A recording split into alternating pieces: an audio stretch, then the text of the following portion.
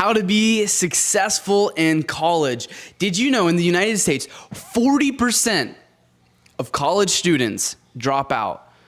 And so I graduated in 2024 with my bachelor's in business marketing at Sam Houston State University. And man, what a great time of my life. And so I want to give you a couple hacks that I found that worked extremely well, that I truly found benefit and success in. And so number one, sit on the front row. I know there's this weird psychology where people avoid the front row. I would love to find some type of research study about why. It's probably just because so many people are afraid of public speaking and they don't want to be noticed. They don't want to be in the front. This is funny. I went to Sam Houston State University, but I was in College Station once around A&M. I was buying a new camera. It was a Tuesday night. And so they have a young adult group called Breakaway. If you never heard of it and you are in the College Station area, go check it out. Top-notch stuff. But I went to Breakaway and I was late because I was buying a camera. And I was by myself and I was like, you know what? I mean, the stadium was packed. I walked to the front row just to see.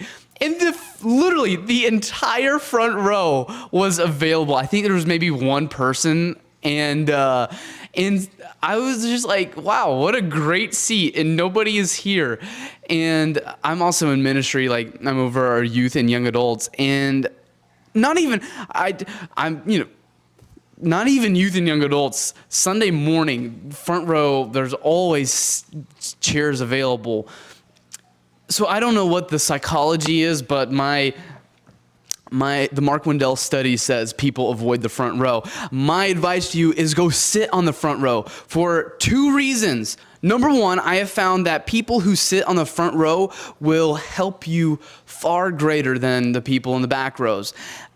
Especially if you are in a class where you know you will be in a group project. You will want the people on the front row in your group project. Every time I sit on the front row and I have people in a group project, I have had great classmates. Number two, sitting on the front row, the professor notices you more, and having the professor's favor is huge. And number three, now this is outside of sitting on the front row, but what has given me a lot of success in college is asking questions even though you know it's probably wrong. I think sometimes we think professors are much more judgmental and scary than they think they are. My experience is also, side note, I'll make this a fourth point. Rate My Professor, use it. It is a lifesaver. Rate My Professor is amazing. And so I used Rate My Professor, and I was able to pick all pretty good professors. Your professor is there to help you. That's why they took the job. And so you need to understand that. And so there are so many times where I would ask questions that I knew was going to be wrong. And in my experience, the professor's reaction was either, no, but thank you for answering, or no, that's an interesting perspective. Why do you think that? And I'll explain it, and then they'll give me the right explanation.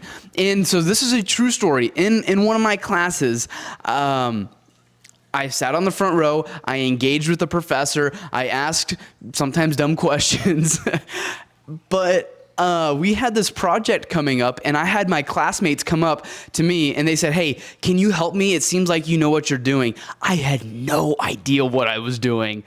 But because I sat on the front row and I asked questions, it gave my classmates the perception that I was really smart. Now, I believe I am pretty smart, but I'm not book smart. Naturally. Again, I believe that's a skill. You can work on it. You can train. You can always sharpen up an aspect of your life. And so my four things, if you really want to set yourself up for success in college, sit on the front row, ask questions even though you think it's wrong. make sure you put in the initiative to find, number 3, you put in the initiative to find good people for your group projects. And number 4, use Rate My Professor. If you do those 4 things, you will be setting yourself up for success. And my encouragement to you, and this may just be for a few of you who are in college, but you know you don't need your degree for the career you're going in.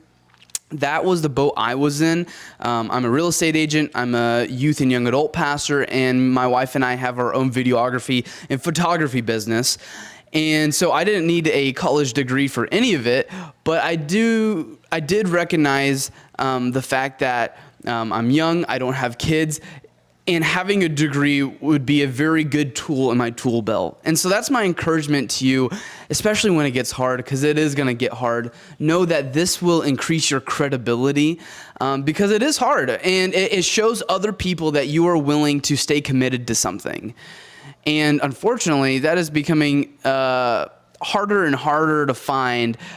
And I feel like this younger generation is people with extreme commitment.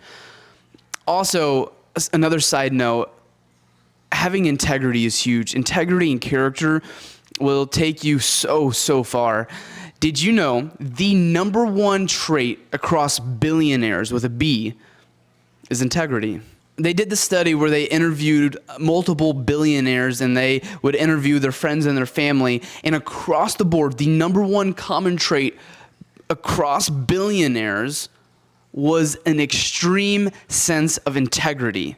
So be a person of integrity, be a person of character, because if your professor sees that you are a person of integrity and character and that you want to learn and that you are trying, you may be behind on understanding the content, but if they see your character and integrity, I want to just encourage you that they will help you more than you think. Well, I hope this has brought value to your life. And if it has, if you could do me a favor and hit that like and subscribe button, I would greatly appreciate it. It means a lot.